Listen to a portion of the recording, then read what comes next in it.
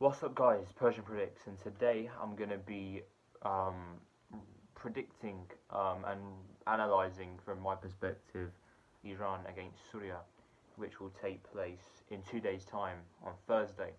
Um, I'm inconsistent with my uploads, and I said I'd upload more. I didn't. What can I say? It's been nearly 3 months, so yeah. Had a microphone across here, so sorry if my hair's not great right now. But yeah, anyway, so I'm just gonna be talking about the game that's happening in 2 days against Syria. I'm also gonna do a prediction video tomorrow on every single game that's happening on match day one on the 2nd of September, and then a few days later I'll do a separate reaction, a separate preview on the Iraq game and match day two's games on the 7th of September. I'll do match day two videos and match 2nd of September videos and 7th of September videos on match day one and match day two on separate days and separate reviews.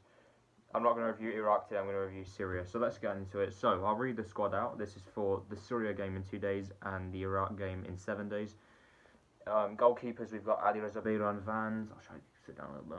Ali Reza Beiranvand, Amir Abedzadeh, and Payam Niyazmand.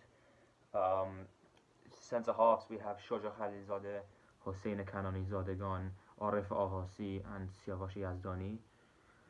Fullbacks, we have Sadegh Maharami, Jafar Salmani, Milad Mohammadi, and Omid Noorafkan. Also, we have Saleh Hardani in there as well. Midfield areas, we've got Saeed Ezzatullahi, Ahmad Nourallahi, Vahida Amiri, Milad Salak, Zubair Niknafs, and Muhammad Karimi. Wingers and also attacking midfielders, so-called attacking midfielders and wingers. In this section, we've got Ali Reza Jahanbash, Samana Rodus, Ali Gholizadeh, Mehdi Ghaidi, Mehdi Torabi, and Yassine Salmani. Forward areas, we have, and in the strikers, we've got Azmoun, Taremi, and Ansari Fad. Quick note, obviously, as you probably all heard, Azmoun cannot play against Syria, but 5 days later he can play against Iraq. So that's that. So let's get into it. First of all,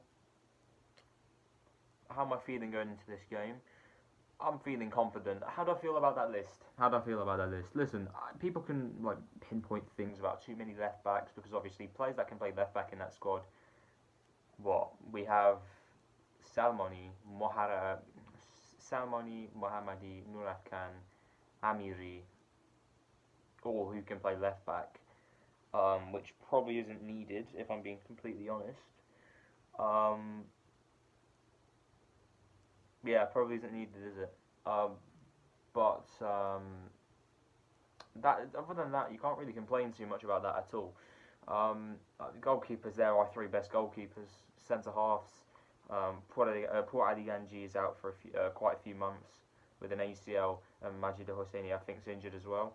So that's obviously not going to happen. So we have to put obviously two SLL centre backs in Aghassi and Yazdani there, which I don't think you can go wrong with as backup centre halves. They're not going to play. We know they're not going to play, but it's just if worst comes to worst in general. Yeah, goalkeepers, I'm happy. Centre half, it's as good as we can do right now. Fullbacks, yeah, you can't really complain, can you? Midfielders, I think there's a few unnecessary ones there. I don't know if, even though I'm an SLR fan, I don't know if so much Niknafs is needed. I don't think you need Ezzatullahi, Nourallahi, Amiri, Salak, Niknafs, and Muhammad Karimi. To have Niknafs and Muhammad Karimi all there, it's just a bit kind of like they're not going to play, are they? If we're being honest, they're not really going to play. So there's no real need. Wingers and attacking midfielders, yeah, I'm happy with that.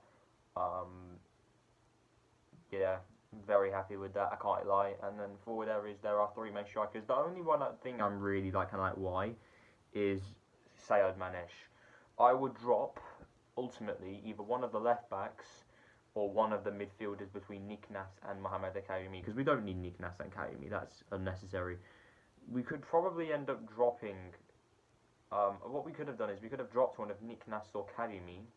We could have dropped one of Zobeir Niknas or Mohamed Karimi in midfield for Sayed Manesh, who's another good attacking option to have. Very versatile player in them attacking areas. Um, so that's what I would have done. But other than that, I think it's a good squad selection. Let's be honest about it, man. Let's be honest. It's as good as we can do. Um, yeah, it's as good as we can do. Other than that, yeah. So then, now, my thoughts of this game, my kind of, I'll guess now. I don't really know what the structure is, but I'll guess I'll predict the lineup. This is obviously what I do is a mixture of realism. It's a mixture of realism and preference. I'm not gonna like go full on. Oh yeah, just what Scotch is gonna do, because I'm gonna put a bit of what I want as well. But at the same time, I'm gonna make it realistic. I'm not just gonna put my dream 11, 4-3-3, all these little things, because it's not gonna happen. I'm gonna put a mixture of realism and my preference. So in goal would be Ali Reza Beiravand. Again, I'd like Abedzadeh to be our number one, but Beiravand being that number one, that's calm.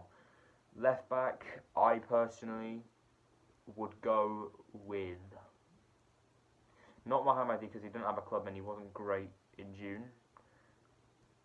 Noor Afghan I think is better in midfield. I would go probably with just Amiri. I think Amiri did it. I was a big critic of his, but he actually proved me, I guess, a bit wrong, you could say. And Amiri will go with at left back. Why not? Right back, Sadegh Maharami. It's pretty simple.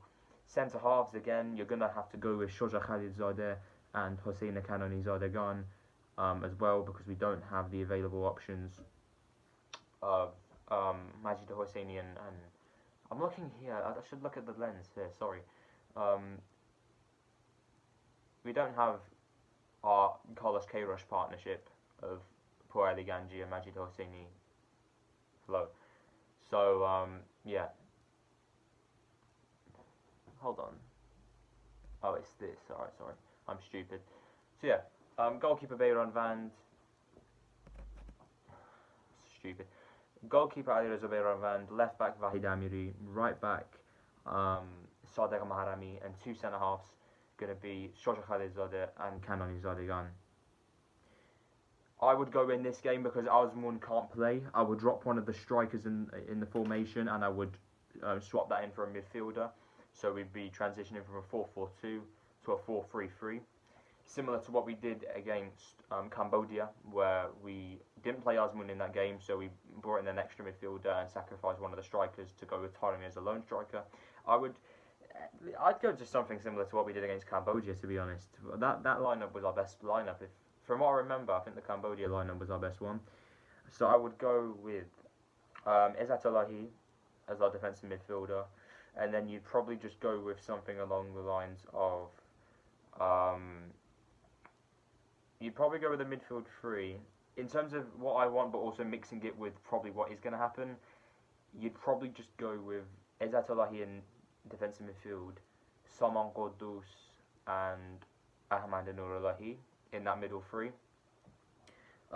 It could end up being a 4-2-3-1 with maybe Qudus playing as in that right number 10, or maybe you could play a bit deeper in that number 8 role as well. But I'm sure he'll push up the pitch a lot anyway, but there you go. So yeah, midfield three of Izzat Allahi, Qudus and Nourallahi. I'm not a fan of Nourallahi, but you'd probably go with him here because Ali Karimi's not available.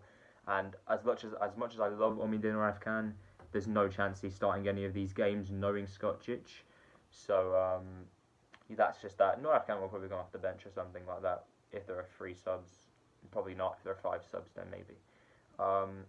Forward areas, left wing, you'd go with Jahan Bash, who's on form. He's playing on the right hand side at Feyenoord and has for a lot of his club career plays on the right hand side, but played on the left for Iran in June. I don't think he played well in June for Iran, but I'd go with him in this game. He's done well at Feyenoord, relatively well. So left wing, Jahan Bash. Right wing, Ali Ghodizadeh, no discussion, easy decision. And then up front, you'd go with Mehdi Taremi. Yeah, sole striker, simple as that. So Beiravand in goal, left back Vahid Amiri, right back Sadegh Maharami, the 2 main centre halves of Kanoni Zadegan and Shoja Khalidzadeh. Midfield 3 of Saeed Izzat Allahi in the number 6, and then to his sides you'd have Saman Qudus and Nourallahi. And then left wing you'd have Jahan Bash, right wing you'd have Ghodizadeh, and up front Taremi. My prediction for this game is a...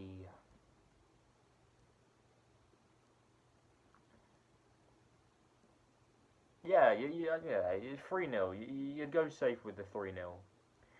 2-0 is the most probable, I think. I think 2-0 is the most probable, but I think 3-0 is a good shout. I want to quickly note for those who don't know, Omar Sommer is injured for this game. He got injured in the opening 1 or 2 match days for Al Ahly in Saudi Arabia. The Saudi club Al Ahly got injured, so he will not feature in these 2 games. He's not been included in the Syrian squad. I believe Omar Kherbin is in the squad, so he'll probably feature. And that's that. So yeah, that's that. To be honest with you, that's what I would do. Listen, guys, if we don't win this game, we're not getting off to a good start. There's no good way this ends apart from the fact if we win, which we should. We beat them 3-0 in March in a friendly. We beat them 2 years ago in June 2019, 5-0 at home. It's one of them ones, really. It's just a must-win game.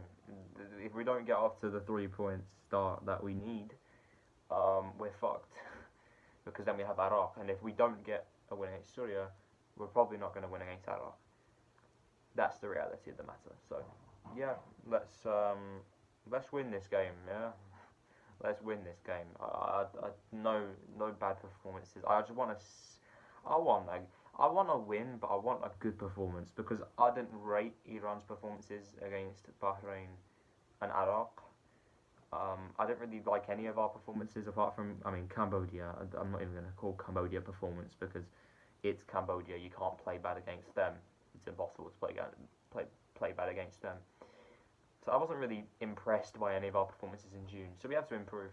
But yeah, that's it. To be honest with you guys, that's it. There's nothing else to really waffle about. 3-0 Iran in my opinion. Let's get off to the winning start. And yeah, no messing about. Let's do it. Thank you for watching this video. I don't think I forgot anything else. No, thank you for watching this video. Sorry for not uploading for a long time, but I can make a promise. I will definitely be doing videos every single match day for these World Cup qualifiers between now and March. Let's get it, guys. Let's get it. See you later.